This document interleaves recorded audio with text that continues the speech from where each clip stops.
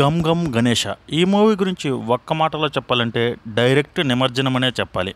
ఏంటంటే సంబరం లేకుండా. ఈ మూవీ ఏంటంటే ఒక పెద్ద విలువ కలిగిన వస్తువు కోసం కొన్ని గ్యాంగ్స్ పోటీ పడుతూ ఉంటాయి.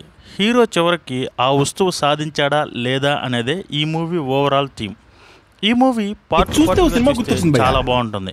వచ్చిన సమస్య ఎక్కడంటే అంతా కలిపి చూస్తే మన మైండ్ బ్లాక్ అయ్యి ఒక బొమ్మ కనపడుతుంది. ఆ బొమ్మ విచిత్రంగా ఉంటుంది. ఫస్ట్ హాఫ్ కొంచెం ఎంటర్టైన్మెంట్ చేస్తుంది, కానీ కొన్ని ఓల్డ్ మూవీస్ అలా అలా మన మైండ్లోకి వచ్చిపోతూ ఉంటాయి. కానీ సెకండ్ హాఫ్ అయితే రాడ్ అనే చెప్పాలి. మామూలు రాడ్డు కాదు. వాళ్ళ అన్న మొన్న వచ్చి రాడ్డు వంచాడు, ఈరోజు తమ్ముడు దించాడనే చెప్పాలి. అసలు ఒక చోట ఉంటుంది ఉంటుంది ఉంటుంది ఎంతకీ కదలదు.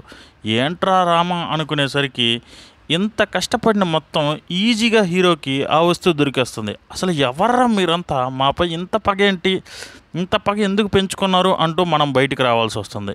ఈ మూవీకి మ్యూజిక్ కంపోజ్ చేసింది ఎవరంటే ఆర్ఎక్స్ అండర్ మ్యూజిక్ డైరెక్టర్. కానీ ఈ మూవీకి దెబ్బేసాడనే చెప్పాలి.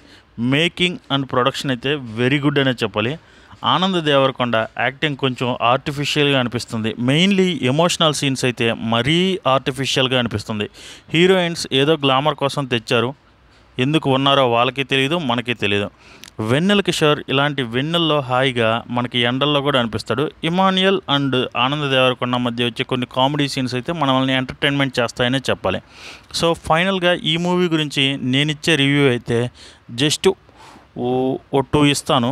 అది ఎందుకంటే అక్కడక్కడ కామెడీ కొంచెం మనల్ని ఎంటర్టైన్మెంట్ చేస్తుంది కాబట్టి. సో ఇంతే ఈ వీడియోలో అయితే. నెక్స్ట్ వీడియోలో మనం సరదాగా కలుసుకుందాం. Until then bye.